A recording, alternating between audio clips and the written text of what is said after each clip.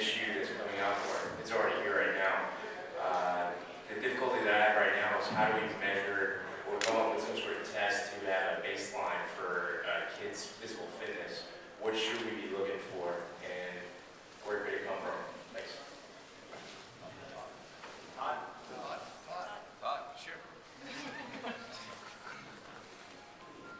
Two things if you're speaking of childhood obesity. First and foremost, I think principles of establishing self-esteem and confidence in young kids is important so they can get the belief in themselves up. So I think that's an important aspect of using exercise not as a punishment, but it's also the belief in themselves. I think that's really important. We often overlook that aspect. And then as far as the assessment aspect,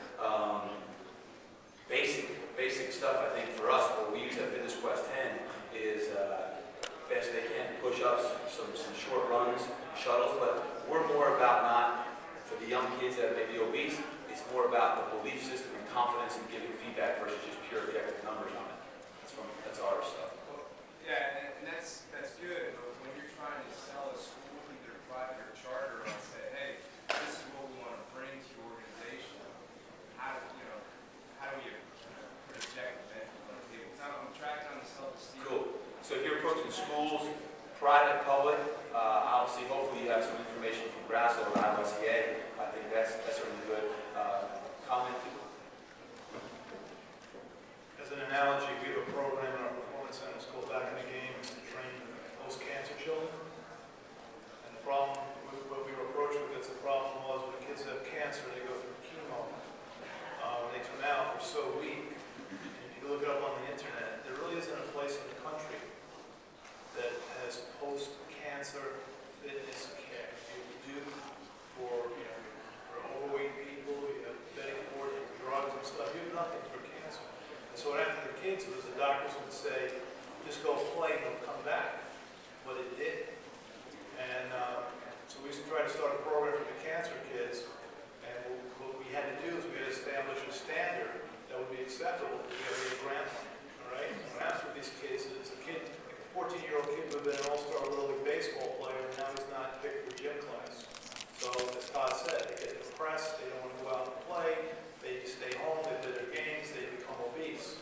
So we established our program based on the New York State physical education fitness testing, because that's already accepted, standardized. So whether you agree with it or not, at least it's something accepted by school systems, government, etc.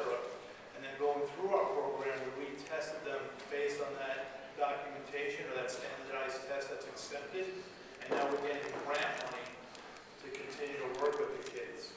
So I think what you have to do is, wherever you're from, what's the accepted standardized test for the kids in the school system? Start there, start your program, wherever it's going to be, and then using that standardized test, your argument would be, it's a valid test accepted by you, here are my results based on what you accept.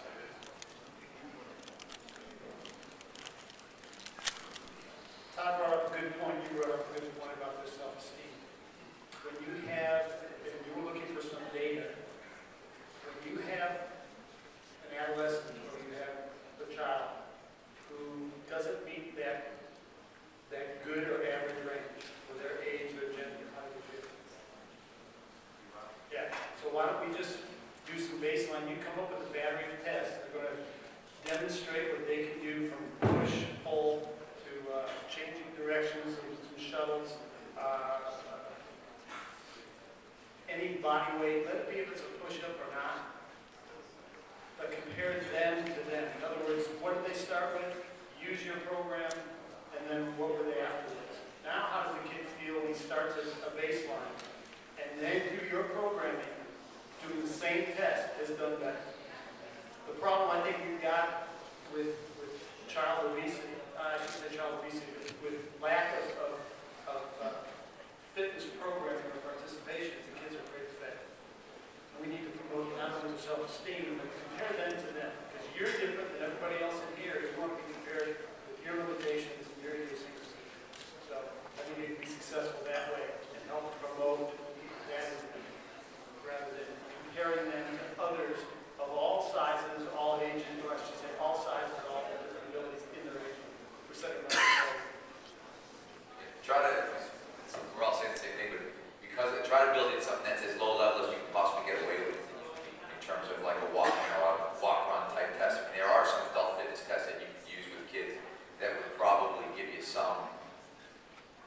predictable fitness measure later on down the road that you can start with what you do. Like in our situation, we don't test anybody, we don't test kids in our business. And I think the reason we've succeeded where some of the other big operations that promote testing have failed is because we don't test. Because for most of these kids, like Chuck said, they're afraid to fail, they don't want to come. You know, oh, mom and dad, we're going to increase your 40 by 5/10 of a second, or whatever it is. You know, the kids don't care.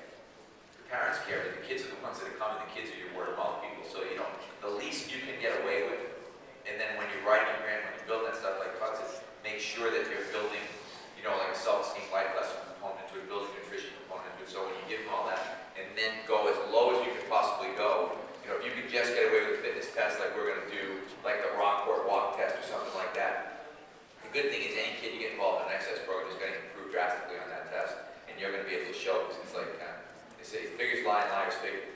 You know what I mean? You can always, you know, you want to make sure that you can figure out ways to make it, to show that your program is working, and by picking something really simple, really low level, you'll have a higher probability of success, and you won't be putting these kids in failure mode.